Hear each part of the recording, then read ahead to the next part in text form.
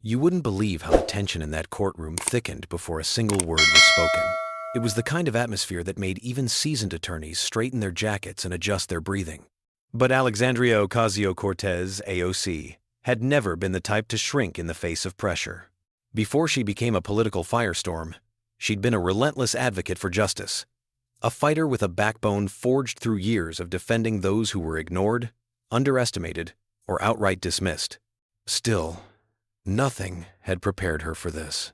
The courtroom she stepped into that morning belonged to Judge Howard Gates, a man whispered about in legal circles with a kind of weary caution, sharp-tongued, unpredictable, and far more biased than any judge had the right to be. Some said he ruled by mood. Others said he ruled by allegiance. Everyone agreed he wielded his authority like a weapon. And AOC could feel the weight of that weapon aimed squarely at her the moment she walked in. Her case wasn't just another folder tucked under her arm. It was dynamite, a high-profile corruption case tied to a wealthy real estate developer whose connections stretched disturbingly deep into political halls. The accusations weren't small crimes. They were massive siphoning of state funds into private luxury projects, backdoor deals, missing ledgers, and suspicious approvals, stamped clean without explanation. AOC had been appointed special prosecutor, and she had arrived prepared to drag every concealed truth into the light. But Judge Gates made his position clear before she even opened her mouth. He barely glanced up as she approached the prosecution table. He flipped through the file slowly, deliberately, letting silence stretch like invisible chains around the room. And when he finally spoke, his voice dripped with contempt. "Miss Ocasio-Cortez, I trust you brought something worthwhile today. Or shall we skip ahead to the part where you waste my time with your political theatrics?" Subtle laughter rose from the defense table designed to sting, meant to ridicule. But AOC refused to flinch. She stood tall, steady. "Your Honor," she replied, "the evidence speaks for itself. This case involves the misuse of taxpayer money. My responsibility is to present the facts clearly and accurately." Judge Gates leaned back in his chair, feigning boredom. "Taxpayer money, huh? That argument has never been misused before, right?" AOC kept her voice even. "With respect, Your Honor, corruption and fraud are hardly baseless." Their eyes met his cold and calculating, hers unwavering. Every person in the gallery felt the electricity. She opened her folder, ready to introduce Exhibit A. But he cut her off sharply. "Miss Ocasio-Cortez, spare me the lectures. Get to the point. I don't have time for your progressive fantasies." A ripple moved across the room. This wasn't a judge being strict. This was a judge being personal. AOC sensed it. Everyone sensed it. Still, she refused to bite. She placed the folder down, folded her hands, and spoke with deliberate calm. "Your Honor, if this is personal, I'm happy to request a recess so we can address any professional concerns you may," he smirked. "Oh, I have no concerns. I simply see a weak case in front of me." Gasps. Whispered disbelief. Raised brows. Judges were expected to be neutral, but this wasn't neutrality. It was hostility, sharpened to a blade. AOC inhaled softly. "Then we should let the evidence do the talking." She lifted another document, financial records, showing the first wave of discrepancies. Again, he interrupted.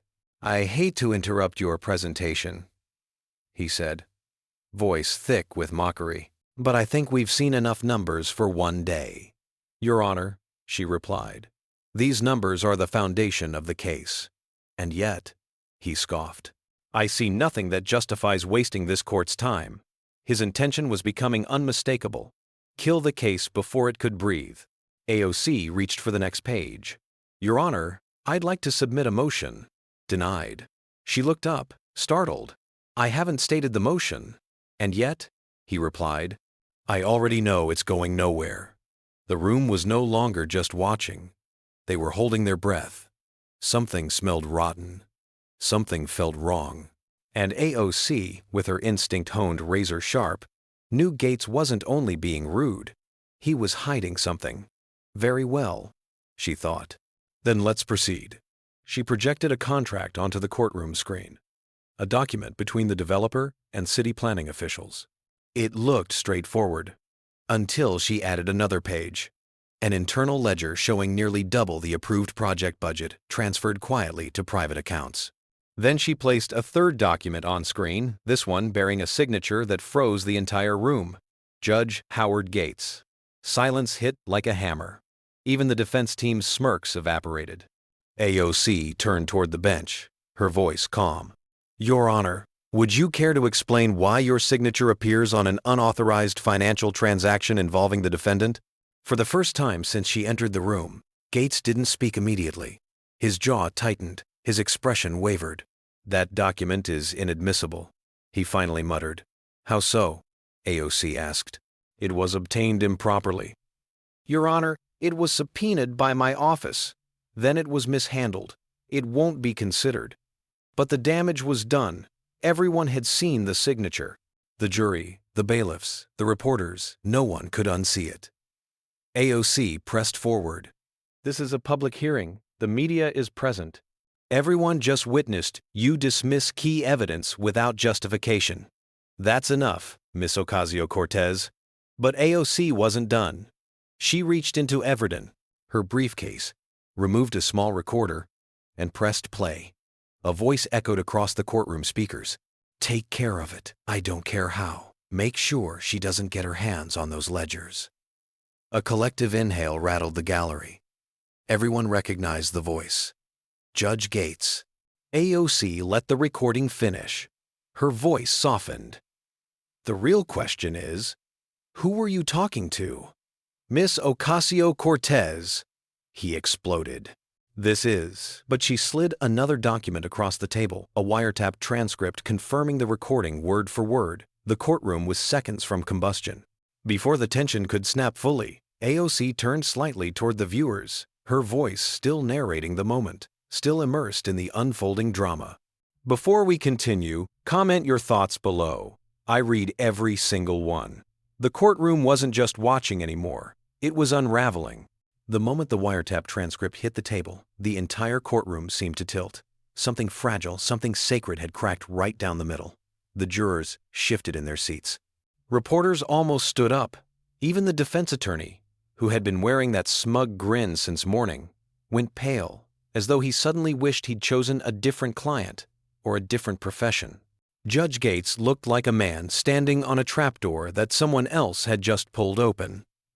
AOC remained calm at the prosecution table, her breathing steady, her gaze locked on him, not aggressive, not triumphant, just unblinking.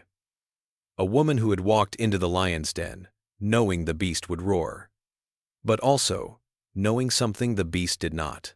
He could be brought down. His voice was quieter now, yet desperate. Miss Ocasio-Cortez, this is an abuse of AOC, cut in, her tone precise. Your Honor, the recording matches the subpoenaed transcript. Both were verified by independent analysts. Your own voice authentication confirms it. You have no authority. I have every authority, she replied, especially when the integrity of this courtroom is compromised. Gasps swept like a wave. The gallery had turned from observers to witnesses. There is no compromise. Gates barked, but his words trembled. You obtained those recordings illegally. AOC stepped forward, unwavering. The recording was acquired through a legally sanctioned wiretap issued by the state's Oversight Division. Your involvement was unknown until this morning. It was a devastating blow, one he hadn't prepared for, because he didn't know it was coming. You could feel the power shift, subtle at first, like air pressure changing right before a storm breaks open. Then, it grew heavier, stronger, the kind of shift people would tell their grandchildren about. I was there when Judge Howard Gates fell. AOC moved with deliberate calm toward the center of the room. Your Honor, she said, I will now ask the bailiff to read a portion of the transcript into the record. Word for word. Her voice wasn't loud, not raised, not emotional, but that quiet tone of hers, it carried more force than any thunder. Officer Reynolds stepped forward, holding the document as though it were radioactive. He cleared his throat, eyes wide, and read, "We'll take care of her. AOC doesn't have anything solid yet, but if she does, I'll make sure it never sees a courtroom." A dozen reactions erupted at once: gasps, curses, whispers, shocked exhalations. A woman in the back reached for her chest. A reporter's pen fell from his hand. Even the ceiling lights seemed to flicker, as if stunned by the words echoing through the chamber. Gates's face contorted anger, fear, denial, all twisting into one expression of unraveling authority. "That statement," he sputtered, "is taken out of context." "You're manipulating." AOC lifted a hand. "Let's not insult the intelligence of the court." Her voice remained cool, measured, deadly. "Every word has context. Unfortunately for you, the context only gets worse." She walked back to her table and retrieved a sealed manila envelope, the envelope that would end everything. She placed it deliberately on the bench before him. "These," she said, "are internal communications from the developer's office, messages where they discuss payment schedules, and who helped greenlight approvals that bypassed due process." Gates swallowed hard. AOC added, "Your signature appears not just once, but 6 times. A man in the gallery whispered, "6? Holy security!" Gates snapped, slamming his gavel. "Confiscate those documents." But no one moved. Not the bailiff, not security, not a single officer in the room. They just stared at him, the way people stare at a building right before it collapses. AOC didn't raise her voice. She didn't need to. "Your Honor," she said softly, "you've just attempted to obstruct the introduction of evidence in your own courtroom. Evidence linked directly to your own misconduct." His throat tightened. You can't talk to me like you compromised this court," she said, "and you endangered the integrity of this case. Enough." But it wasn't enough. It was far from enough.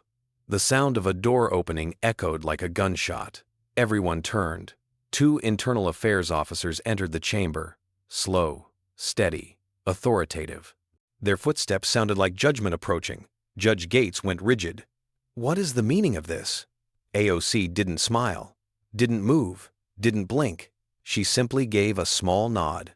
The lead officer stepped forward. "Judge Howard Gates," he announced, "you are under arrest." A scream escaped from someone in the gallery. Someone else whispered, "Oh my God." Reporters scrambled to capture every second. "No, no," Gates shouted. "This is my courtroom." "But the 5." Officers moved with practiced certainty. They didn't argue with him. They didn't entertain his protests. They escorted him from behind the bench as though he were any other criminal whose time had finally run out. The handcuffs clicked. The sound was sharp, final, almost symbolic. As the officers pulled him away from his own mahogany bench, AOC remained motionless. Not triumphant, not gleeful, just steady.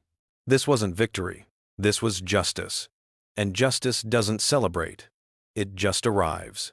The defendant, the wealthy real estate developer Charles Lawson, began to panic. He stood abruptly, knocking papers off the table.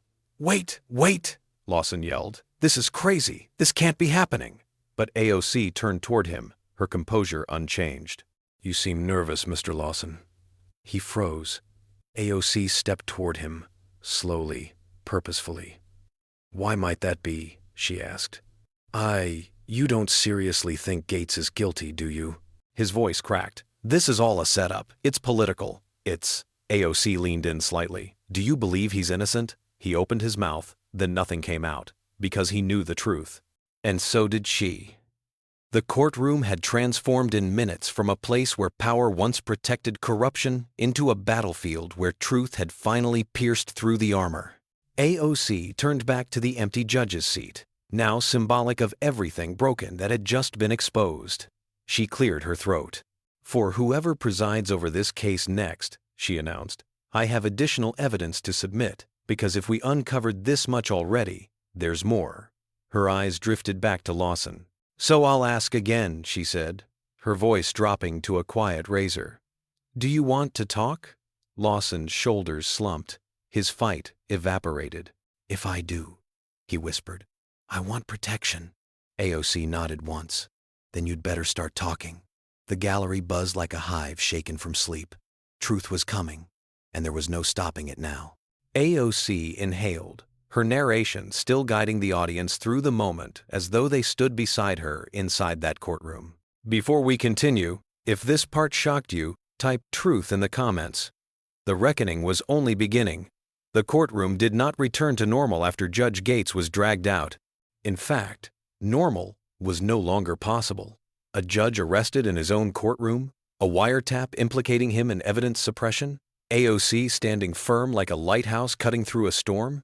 People weren't sitting anymore. They were leaning forward, phones discreetly raised, capturing the kind of moment cable news would replay for weeks. AOC didn't react to the commotion. Her attention remained fixed on Charles Lawson, the man who had greased palms, manipulated channels, and wielded wealth as a shield.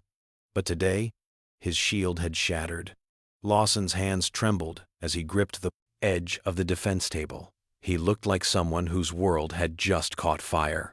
AOC took slow, controlled steps toward him, each one measured, each one heavy with implication. You said you wanted protection, she reminded him. He swallowed.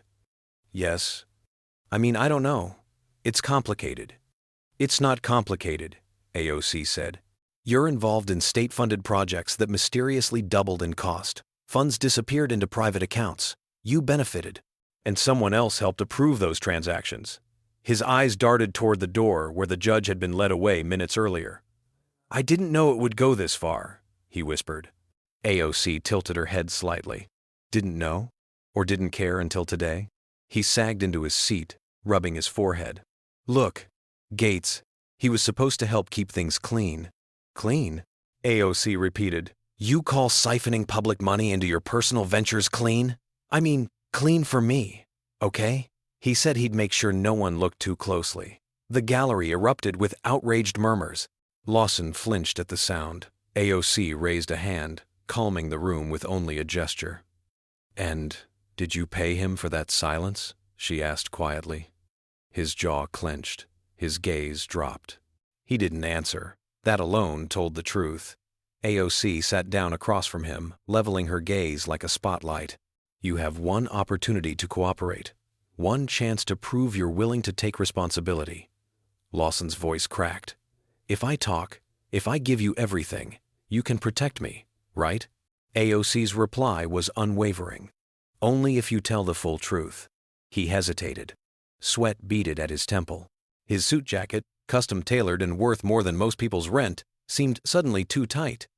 I didn't start it, Lawson said quietly.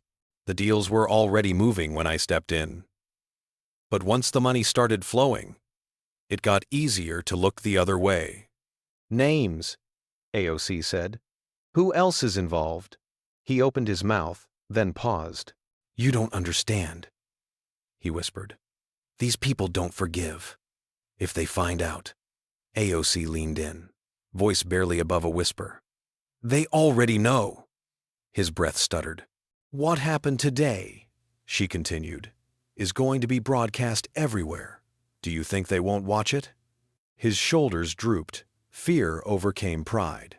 I can't be the only one to go down. Then start naming those who helped you. He stared at her for a long moment. Then, finally, he spoke. There are contractors, city officials, people who authorized payments that should have been flagged. He swallowed hard. But the one you want most? The one who connected everything? Gates. A shudder rippled through the room. AOC didn't blink. Explain. Gates had contacts in the planning department, Lawson said, his voice shaky but flowing now that the dam had broken. He approved expedited permits, overlooked cost spikes, and made sure no audits crossed his desk. In exchange, he got kickbacks. How much? Thousands. He shook his head. Maybe more. Some of it went through third parties, and some through foundations he controlled. AOC's face didn't show surprise, only confirmation of what she already suspected. And the ledger that showed his signature? She asked. Lawson nodded weakly. That one was real. But it wasn't the first, or the last. Whispers swept the room like a storm wind. AOC took notes, her expression composed, but intense. "And who instructed him to keep me from getting those documents?" she asked. For a moment, Lawson hesitated. His throat bobbed as he swallowed. "Not me," he whispered. "I swear." "Then who?" He exhaled slowly, trembling. "Someone above both of us. Someone bigger." The gallery stilled. AOC's eyes sharpened. "Give me a name." Lawson leaned closer, whispering the name so softly, AOC almost didn't hear it. But when she did, her eyes narrowed, not with shock, but with grim realization. Of course, it made sense. Too much sense. "And do you have proof this person was involved?" she asked. Lawson nodded. "Emails, payment trails, calls. I kept copies, just in case." "And where are these copies?" "In a safe," Lawson said. "Hidden. Off-site." AOC's voice remained a steel wire, tight, controlled, unbreakable.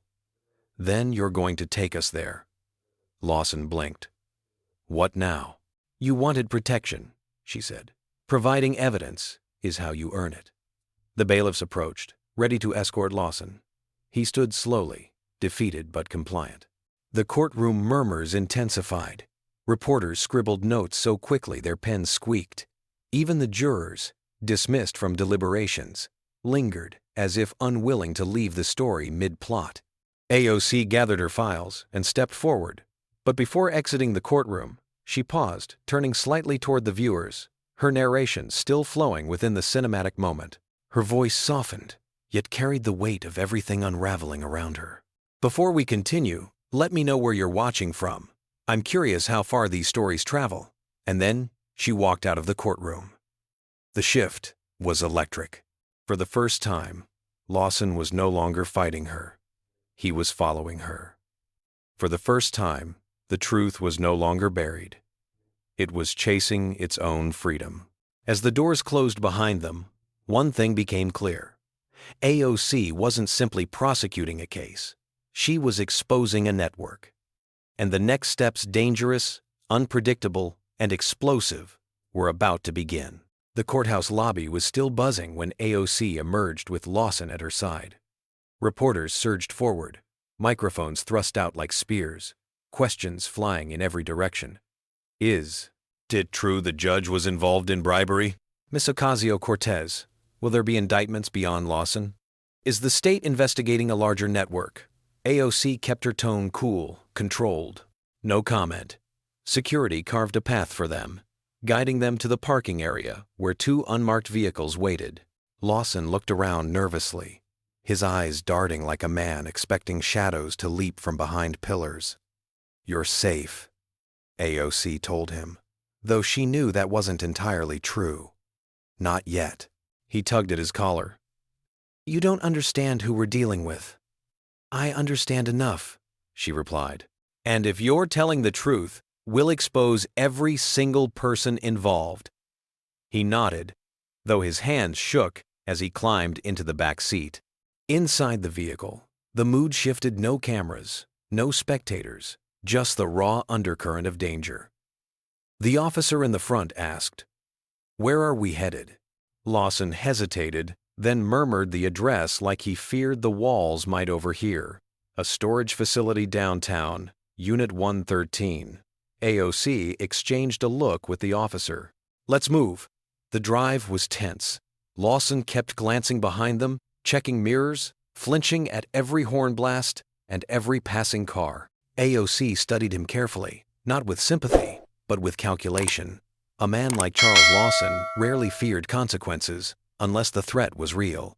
And whatever name he whispered earlier, it was real. Very real. They arrived at a nondescript storage complex. Rows of metal doors, concrete paths, fluorescent lights, buzzing overhead. The kind of place where secrets were stored without questions. AOC stepped out first. "Which unit?" Lawson pointed shakily. "Down there."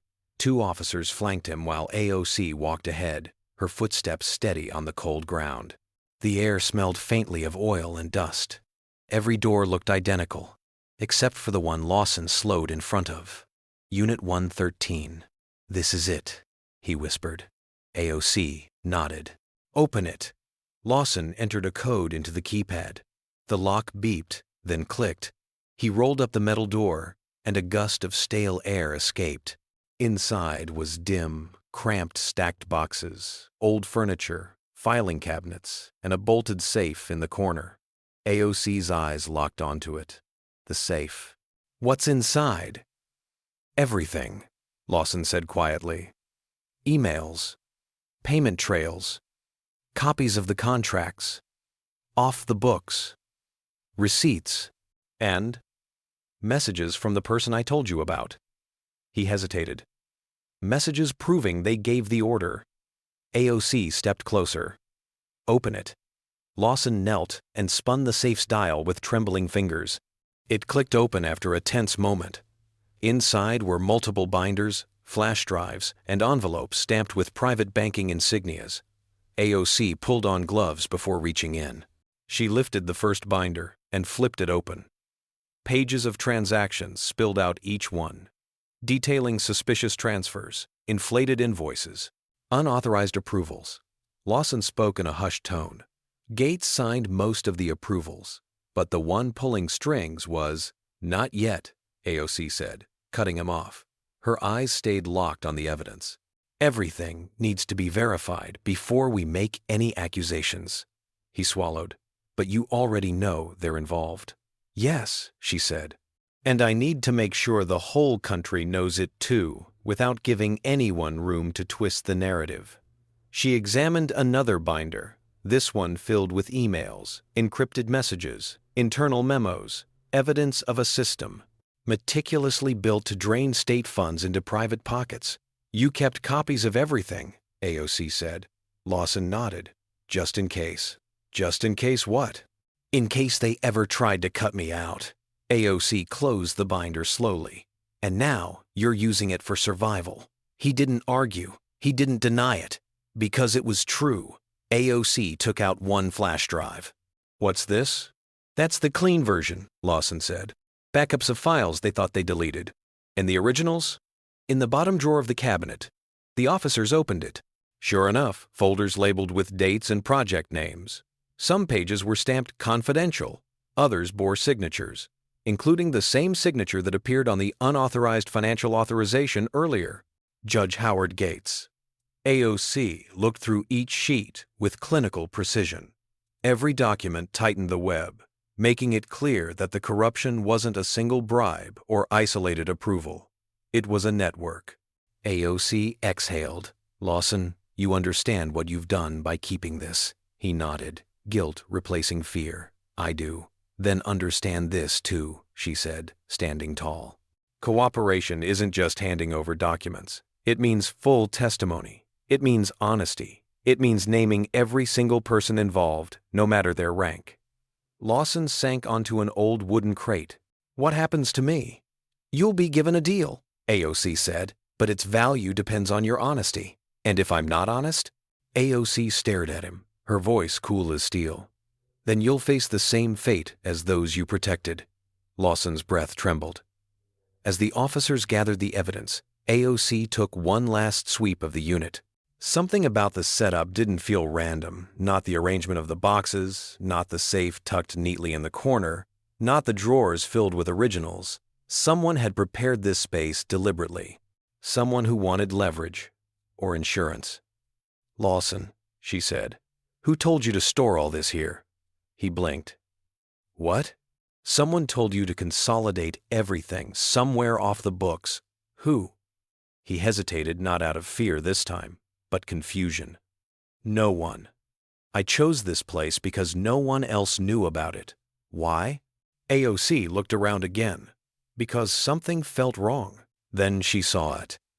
A small black dot tucked in the corner ceiling panel, barely noticeable, the size of a button. A camera. AOC's eyes sharpened. "Everyone out," she said instantly. "Now." The officers reacted immediately, ushering Lawson toward the door. "What's going on?" he asked frantically.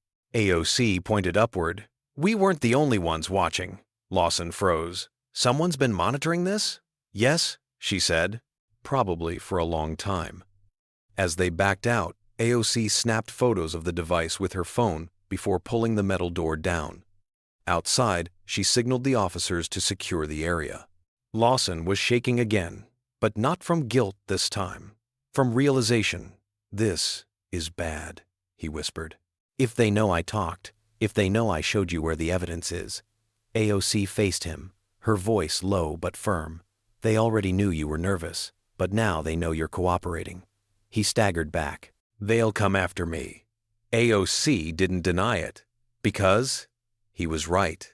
But she also knew something he didn't. This moment, this break in the case, was no longer just about Lawson. It was about a network willing to watch its own collapse, willing to monitor secrets from afar, willing to do anything to stay hidden. AOC took a breath, grounding herself. This isn't just corruption, she said quietly. This is conspiracy. Lawson's face went pale. And I'm not going to stop, she added. Not until every name is dragged into the light. The officers loaded the evidence into the vehicle, sealing it with chain of custody tags. AOC stepped back, thinking fast, mapping out her next moves. Bring the evidence to the State Oversight Division. Secure Lawson in protective custody. Trace the surveillance camera. Get the safe house under a forensic sweep. Interrogate the name, Lawson whispered earlier. This was no longer a case. It was a war. And she'd just opened the first door. Back at the courthouse, the tone had shifted from casual confidence to hushed awe. What had started as just another high-profile corruption case had erupted into something no one could have predicted: a judge in handcuffs, a real estate magnate turning informant, and a growing suspicion that the rot went deeper than anyone wanted to admit. By the time Alexandria Ocasio-Cortez returned with the secured evidence, the building was surrounded. News vans lined the street. Cameras framed the courthouse steps like a red carpet. Except this wasn't glamour. This was accountability. Inside, in a secure conference room far from the public eye, members of the State Oversight Division, senior prosecutors, and internal affairs officers sat around a long table. Files were stacked in neat piles. A screen glowed at the far end of the room. The air felt sharper here, more clinical. AOC placed the binders and drives on the table one by one. This is everything we recovered from Lawson's out. Storage unit, she said. Transaction logs, emails, hidden contracts, and digital backups of deleted records. One of the oversight officials, a seasoned investigator with silver at his temples, leaned forward. And you're confident this evidence links both Lawson and Judge Gates to the misuse of funds? AOC nodded. Confident isn't a strong enough word. The pattern is undeniable. And it doesn't stop with them. That made the room go still. Explain, another official said. AOC tapped a folder. There are communication chains that don't stop at the bench. They go higher into administrative offices, planning committees, and, in at least one instance, a political figure Lawson identified as the person giving instructions behind the scenes. The officials exchanged looks. Do we have proof implicating that person directly? We have enough to warrant deeper investigation, AOC replied. Emails that hint at coordination, memos that line up too perfectly with the illegal approvals, and financial trails that end in shell entities they control. And Lawson? Someone asked. How reliable is he? AOC folded her arms. He's scared, he's self-interested, and he's guilty, but he also kept everything because he never fully trusted the people he worked with. That makes him exactly the kind of witness who can help us break this open. One of the internal affairs officers slid a photograph across the table showing the tiny camera AOC had spotted in the storage unit ceiling. You're sure this device was active? He asked. Positive, AOC said. It was positioned to see the safe and anyone who opened it. Lawson thought he was protecting himself. Someone else was making sure he never became a liability, or that if he did, they'd know. The officer nodded grimly. We'll run the serial, trace the hardware, pull whatever footage is stored or transmitted. If we can identify who installed it, we'll have another link in the chain. The oversight director looked up from the mountain of evidence. This case is no longer just about a corrupt judge or a greedy developer. It's about a system that believed it could quietly drain public resources and never answer for it. AOC met his gaze. Then we have to send a message that the system can be corrected. He studied her for a long moment, then nodded. Very well. We'll open a full-scale investigation. Task force, subpoenas, protective custody for Lawson, and Judge Gates? AOC exhaled slowly, picturing him in a holding cell, just another defendant now. He'll have his day in court, she said.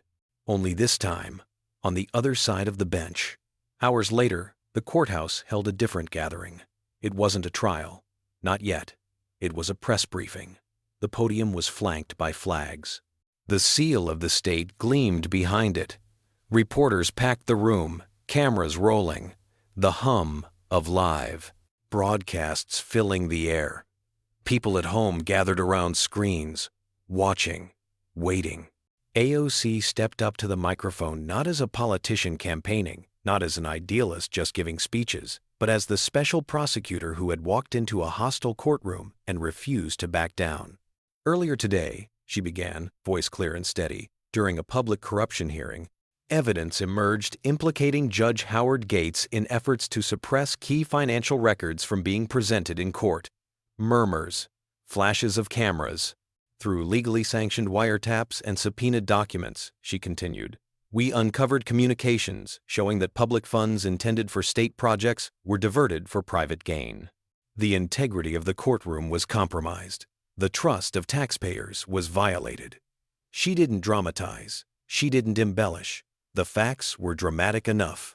As a result, Judge Gates has been arrested and is currently in custody pending formal charges. The defendant, developer Charles Lawson, has agreed to cooperate with an ongoing investigation into a broader corruption network involving multiple actors. Hands shot up from the press rows. Ms. Ocasio-Cortez, can you name the other individuals under investigation? At this time, no, she replied. Doing so could jeopardize ongoing operations and put lives at risk. Are you saying this involves elected officials? Another demanded. I'm saying, AOC answered carefully, that corruption rarely exists in isolation. It builds itself into structures. It protects itself. And when you expose one part of it, you often find more beneath the surface. That's what we're uncovering now. But can the public trust the system? A reporter pressed. When a judge, someone sworn to uphold the law, is at the center of this scandal. AOC paused for a moment. When she spoke, her words carried the weight of everything that had unfolded that day. The system isn't perfect, she said. It's made up of people. Some use their power to serve justice. Others abuse it to serve themselves. But what happened today is proof that no matter how powerful someone appears, no matter how high they sit on the bench, they can still be held accountable. She let that message sink in. Justice isn't about pretending corruption doesn't exist, she added. It's about confronting it when we find it. And we found it today not just in one man, but in the structure that tried to protect him. Another reporter called out. What do you say to people watching who feel like the system never works for them? AOC's gaze softened just slightly. I say this to them, she replied. You deserve better than leaders who betray your trust. You deserve better than judges who weaponize their authority. And you deserve to see that when the truth finally breaks through, it can change everything. She stepped activated away from the podium as officials took over to provide procedural details. But the image that would stay with people was hers, the prosecutor who refused to bend when a powerful judge tried to break her in his own courtroom. Later, in a quiet hallway away from the flash of cameras, Officer Reynolds caught up with her. You did something big today, he said. AOC gave a tired half-smile. We did something necessary, he nodded. You think Lawson will stick to his word? He will, she said.